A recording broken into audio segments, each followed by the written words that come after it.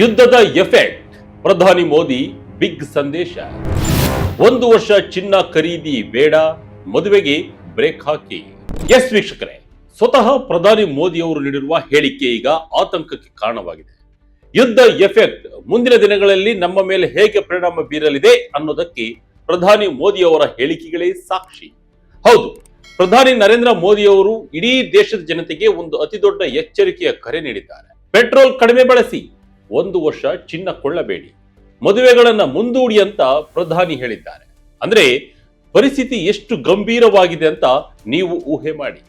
ಹಾಗಾದ್ರೆ ಪರಿಸ್ಥಿತಿ ಅಷ್ಟೊಂದು ಭೀಕರತೆಯಿಂದ ಕೂಡಿದೆಯಾ? ಪ್ರಧಾನಿ ಮೋದಿ ಅವರ ಮಾತಿನ ಅರ್ಥವೇನು? ಮೇ 15ರೊಳಗೆ ಡೀಸೆಲ್ ಪೆಟ್ರೋಲ್ ಬೆಲೆ ಏರಿಕೆ ಆಗುತ್ತಾ? ತೈಲ ಕಂಪನಿಗಳು ಅನುಭವಿಸುತ್ತಿರುವ ಆ ಲಕ್ಷ ಕೋಟಿ ನಷ್ಟದ ಕಥೆ ಏನು?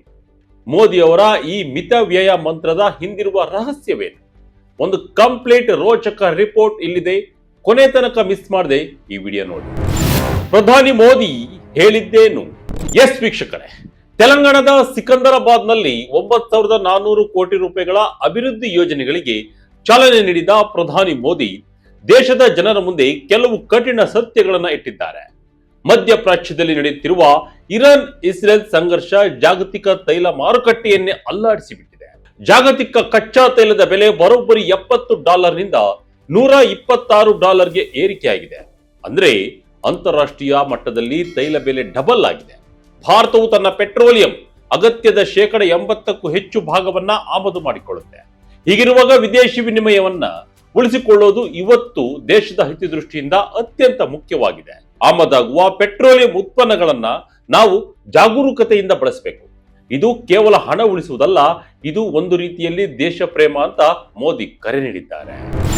ಕೋವಿಡ್ ಕಾಲದಂತೆ ವರ್ಕ್ ಫ್ರಮ್ ಹೋಮ್ ಮಾಡಿ, ಸ್ವಂತ ವಾಹನ ಬಿಡಿ, ಬಸ್, ಮೆಟ್ರೋ, ರೈಲು ಬಳಸಿ.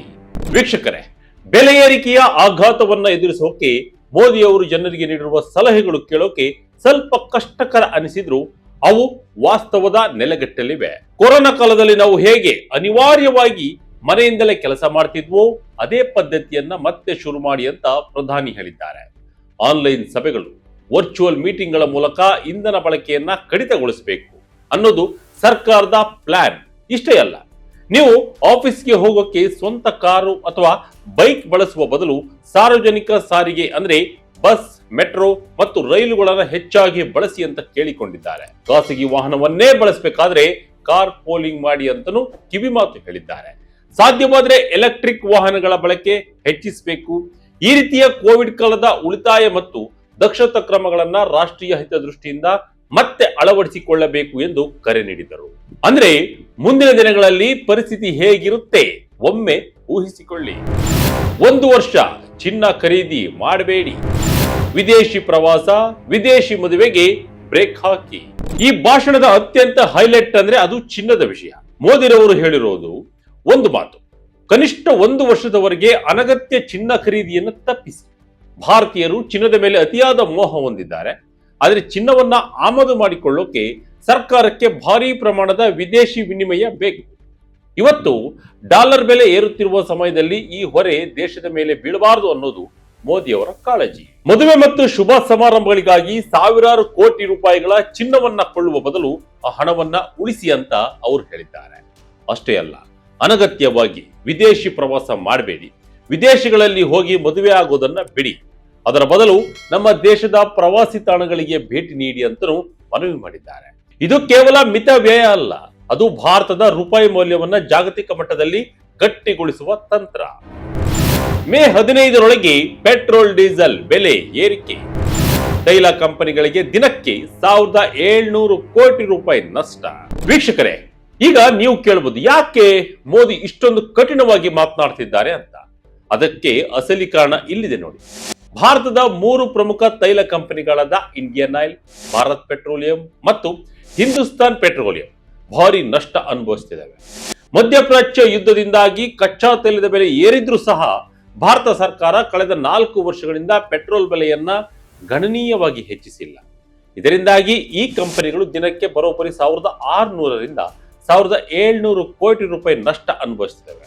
ಕಳೆದ 10 ವಾರಗಳಲ್ಲಿ ಈ ನಷ್ಟದ ಮೊತ್ತ 1 ಲಕ್ಷ ಕೋಟಿ ರೂಪಾಯಿಗೆ ದಾಟಿದೆ.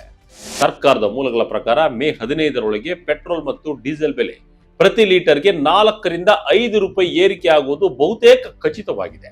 ಅಷ್ಟೇ ಅಲ್ಲ, ಗೃಹ ಬಳಕೆಯ LPG ಸಿಲಿಂಡರ್ ಬೆಲೆ 50 ರೂಪಾಯಿವರೆಗೆ ಹೆಚ್ಚಾಗಬಹುದು. ಈ ಹೊರೆಯನ್ನ ತಪ್ಪಿಸೋಕೆ ಮೋದಿ ಅವರು ಮುನ್ನೆಚ್ಚರಿಕೆ ಕ್ರಮವಾಗಿ ಈ ಮಿತವ್ಯಯದ ಕರೆ ನೀಡಿದ್ದಾರೆ. ರೈತರಿಗೆ ಮೋದಿ ನೀಡಿದ ನ್ಯಾಚುರಲ್ ಸಂದೇಶ. ಪ್ರಧಾನಿಯವರ ಈ ಕರೆ ಕೇವಲ ನಗರವಾಸಿಗಳಿಗೆ ಮಾತ್ರ ಸೀಮಿತವಲ್ಲ, ಇದು ರೈತರಿಗೂ ಅನ್ವಯಿಸುತ್ತೆ. ಯುದ್ಧದ ಕಾರಣಕ್ಕೆ ಅಂತಾರಾಷ್ಟ್ರೀಯ ಮಟ್ಟದಲ್ಲಿ ರಸಗೊಬ್ಬರ ಪೂರೈಕೆಗೂ ಪೆಟ್ಟು ಬಿದ್ದಿದೆ. ರಾಸಾಯನಿಕ ಗೊಬ್ಬರ ಬಳಕೆಯನ್ನ 50% ಕಡಿಮೆ ಮಾಡಿ ಸಾವಯವ ಕೃಷಿ ಅಂದ್ರೆ ನ್ಯಾಚುರಲ್ ಫಾರ್ಮಿಂಗ್ ಕಡೆ ಗಮನ ಕೊಡಿ ಅಂತ ಮೋದಿ ರೈತರಲ್ಲಿ ಕೇಳಿಕೊಂಡಿದ್ದಾರೆ. ಕೃಷಿಗೆ ಡೀಸೆಲ್ ಪಂಪ್ ಸೆಟ್ ಬಳಸುವ ಬದಲು ಸೌರಶಕ್ತಿ ಚಾಲಿತ ಪಂಪ್ ಸೆಟ್ ಗಳಿಗೆ ಆದ್ಯತೆ ನೀಡಿ ಅಂತ ಹೇಳಿದ್ದಾರೆ. ಅಂದ್ರೆ ಒಂದು ಕಡೆ ಮಣ್ಣಿನ ಆರೋಗ್ಯ ರಕ್ಷಿಸುವುದು, ಇನ್ನೊಂದು ಕಡೆ ವಿದೇಶಿ ಆಮದು ಅವಲಂಬನೆಯನ್ನ ತಗ್ಗಿಸುವುದು ಮೋದಿ ಅವರ ಉದ್ದೇಶ. ಕುಟುಂಬಗಳು ಅಡುಗೆ ಎಣ್ಣೆಯ ಬಳಕೆಯನ್ನು ಕೂಡ ಕಡಿಮೆ ಮಾಡಬೇಕು. ಇದು ಆರೋಗ್ಯಕ್ಕೂ ಒಳ್ಳೆಯದು ಮತ್ತು ದೇಶದ ಆರ್ಥಿಕತೆಗೂ ಒಳ್ಳೆಯದು ಎಂದು ಹೇಳಿದ್ದಾರೆ. ಹಾರ್ಮುಜ್ ಜಲಸಂಧಿ ಬಿಕ್ಕಟ್ಟಿಗೆ ಸಿದ್ಧತೆ ಏನು? ಕಚ್ಚಾ ತೈಲಕ್ಕಾಗಿ ರಷ್ಯಾ ಅಮೆರಿಕದತ್ತ ಚಿತ್ತ. ವೀಕ್ಷಕರೇ, ಪ್ರಪಂಚದ ಒಟ್ಟು ತೈಲದ 20% ಹರಿಯುವ ಈ ಹಾರ್ಮುಜ್ ಜಲಸಂಧಿ ಈಗ ಬಂದ್ ಆಗಿದೆ. ಶ್ರೀಲಂಕಾ ಮತ್ತು ಬಾಂಗ್ಲಾದೇಶದಂತಹ ರಾಷ್ಟ್ರಗಳು ಈಗಾಗಲೇ ಇಂಧನದ ರೇಷನಿಂಗ್ ಶುರು ಮಾಡಿವೆ. ಆದರೆ ಭಾರತ ಮಾತ್ರ ಇದುವರೆಗೆ ಅಂತಹ ಪರಿಸ್ಥಿತಿ ಬರದಂತೆ ನೋಡಿಕೊಂಡಿದೆ. ಭಾರತ ಸರ್ಕಾರ ತನ್ನ LPG ಉತ್ಪಾದನೆಯನ್ನ ದಿನಕ್ಕೆ 36,000 ಟನ್ ನಿಂದ 54,000 ಟನ್ಗೆ ಹೆಚ್ಚಿಸಿದೆ. ರಷ್ಯಾ, ಅಮೆರಿಕ ಮತ್ತು ಪಶ್ಚಿಮ ಆಫ್ರಿಕಾದಿಂದ ತೈಲ ಆಮದನ್ನ ವೈವಿಧ್ಯಗೊಳಿಸಿದೆ. ಭಾರತ ಸರ್ಕಾರ ಜಾಗತಿಕ ಯುದ್ಧದ ಸಂಕಷ್ಟದಿಂದ ದೇಶವನ್ನ ಪಾರು ಮಾಡೋಕೆ ಎಲ್ಲ ರೀತಿಯ ರಣತಂತ್ರಗಳನ್ನ ರೂಪಿಸಿದೆ. ಮೋದಿ ಅವರು ನೀಡಿರುವ ಸಂದೇಶಗಳನ್ನ ದೇಶದ ಜನತೆ ಪಾಲಿಸಬೇಕಾದ ಅನಿವಾರ್ಯತೆ ಸೃಷ್ಟಿಯಾಗಿದೆ. ರಿಫೈನರಿಗಳಿಗೆ ಕೇಂದ್ರದಿಂದ ಕಠಿಣ ಆದೇಶ.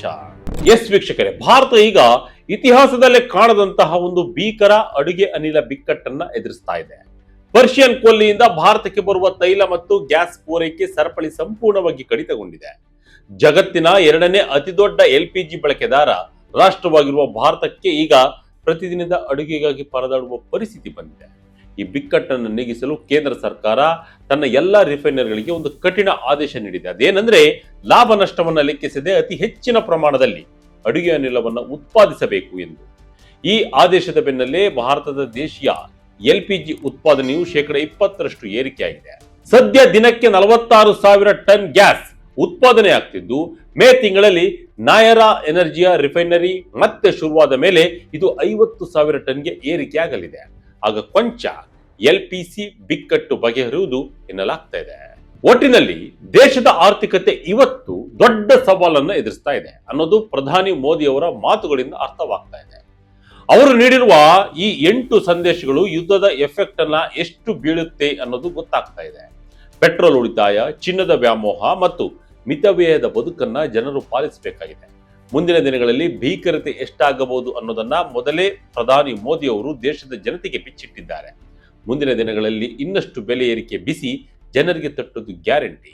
ಮೋದಿ ಅವರ ಈ ಕರೆಯ ಬಗ್ಗೆ ನಿಮಗೆ ಏನು ಅನ್ಸುತ್ತೆ? ಕಮೆಂಟ್ ಮೂಲಕ ತಿಳಿಸಿ.